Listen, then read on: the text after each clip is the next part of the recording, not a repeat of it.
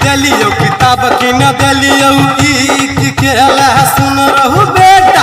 Copy दिलियो किताब की न दिलियो पेन दिलियो जोर हरा छोड़ी चक्कर में तू फैल भागेला जो बिचाली हस्तरी के बोरा लजमा कई खेत में पूरा।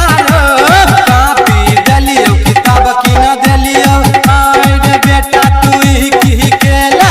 कापी दिलियो किताब की न दिलियो पेन दिलियो जोर हरा छोड़ी चक्कर में तू फैल भागेला जो बिचाली हस्तरी के बोरा जो बिचाली हस्तरी के बोरा।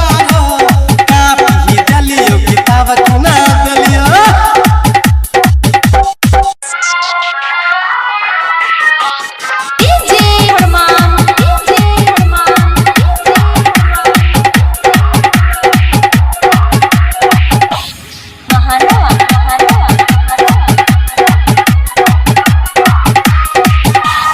सोचले रही तोरा पढ़ेब कदे दे सपना पूरा छौरी चक्कर में फिर कर बेटा कदेला सपना दूरा दूरा। सुन रे बेटा तू की केला सोचले रही तोरा पढ़ेब कदे दे सपना पूरा छौरी चक्कर में फिर कर बेटा कदेला सपना दूरा दूरा।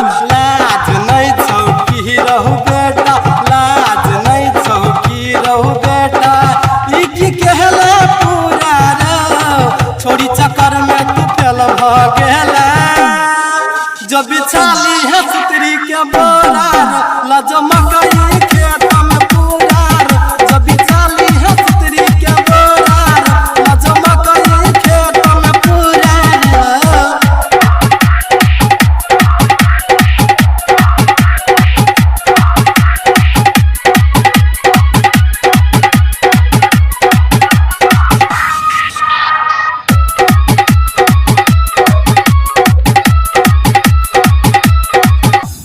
एक हाथ में तोरा पकड़बो दोसर हाथ में डंडा ऊपर से पिटबो नीचे से पिटबो क देबो मुंड के ठंडा ठंडा। लाज नहीं छौकी रहू बेटा एक हाथ में तोरा पकड़बो दोसर हाथ में डंडा ऊपर से पिटबो नीचे से पिटबो क देबो मन के ठंडा ठंडा।